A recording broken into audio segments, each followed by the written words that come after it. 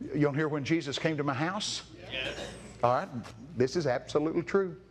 1990 something, a man asked my wife, said, "Do you think if I built a cabin here in Moravian Falls, Bobby would come?" She said, "I don't know, you'll have to ask Bobby."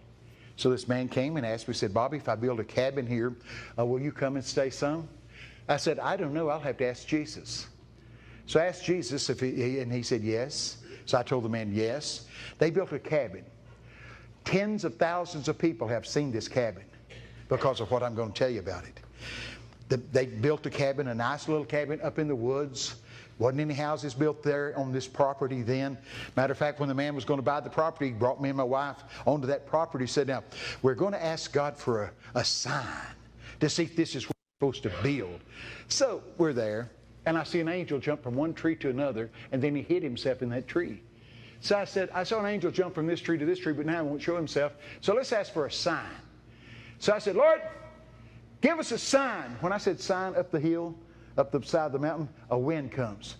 Trees are this big around, and the trees start bowing over like this, shaking just like this. Wind roared. The tree stood back up like that. The man said, "You think that's a sign?" I go, "That'll work till one comes." So that's right there where that happened is where he built the cabin. So they built a wonderful little cabin by this portal. So it's finally done. November, I'm going to dedicate it. My wife is in Texas. I'm there in Moravian Falls at this new cabin. There's the man that built the cabin. We're holding hands because we're dedicating the cabin. And I'm praying, "Oh, Lord Jesus, I want to thank you for this." And in the middle of the prayer, right behind me is a stair going up to the second floor. You hear somebody walking up the stairs. Ain't nobody there but me and him. You can hear it as clear as a bell. Heavy footsteps going up the house. He squeezes my hands real hard. He said, "I got to go home, hadn't I?" I said, "Yes, you do." So he leaves. He gets in his pickup truck, drives down not even a road, a gravel thing where some trucks had been. So he drives off. I'm the only duck on the pond. I go back in the house. There's a fire crackling. It's November up in the mountains. So I sit down on the sofa.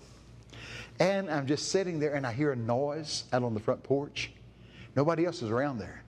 We are in the secluded Blue Ridge Mountains of North Carolina. So I thought, well, there's nobody supposed to be here. So I get out and open the door and step out on the porch. There's 14 to 18 angels on the porch, dressed exactly like the pilgrims. They have not had a commission since the 1700s. Their first question was, "What took you so long?" And anyway, so just being the mature man of God that I am, I started playing with the angels. This is 94. This is when Toronto was going on. So these angels, you couldn't imagine. They were dressed just like pilgrims, and I'm playing with them. They could jump off the porch, jump back on. They're swinging in a porch. They could swing around a pole. And we're just out there having a time. And I don't know, we stayed out there probably 45 minutes, something like that. And then this group got quiet and they're gone. That group got quiet and they're gone. I'm the only guy standing on the porch now. I thought, oh man. So I walked back in, sat down on the sofa, stoked up the fire a little. It's crackling and I'm beating myself up. I thought, how immature. How could I have been out there playing with those angels when I could have been inquiring and getting information? Then I'm sitting there, it's dark now. A knock came on the door a lot louder than that. My heart jumped all the way up in my throat like a little 16-year-old girl. I said, "Come in." And a voice said, "No, you must come out." I get up and my knees were weak. I walked to the front door of that cabin and I opened the door. There stands Jesus Christ, the Son of God. Not a trance, not a vision, more real than me standing right here before you. Standing there on my front porch in this cabin with a bottle in his hand, looked just like a champagne bottle. And he said to me, "We're going to have a christening service, but you don't know anything about christening." He walked right by me just like this and didn't stop where the fireplace was cracking. He walked down the hallway, turned back to the right where the bedroom was. I'm following him. And he took the bottle and went wham! And hit the wall in this cabin. Bottle shatters. An oily substance is running out down the wall just like this. I didn't say it, I thought it. I thought, oh my.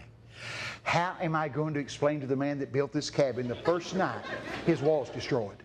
I didn't say it, I thought it. You know, the Bible said He knows our thoughts afar off. Yes. The moment I thought it, Jesus looked at me and said, you never have to apologize or attempt to explain what I do. Look. So I looked at the wall, and the oil that was running down had made a perfect map of the world. Like a war room map. All the continents, all the nations. And the Lord spent hours touching a place and would light up, touching another place, touching another place. When He touched it, it would light up. He said, you can only target what I target or you'll become a target. It lasted for hours. Now here's what I want to tell you. Every hair on my body stood out. I'm talking about every hair on me. Have you seen those machines you can touch it and it goes, you amplify that about 100%. I'm telling you, this was a life-changing moment. My wife is in Texas praying, oh God, give Bobby a visitation. I'm in Moravian Falls going, oh God, don't kill Bobby.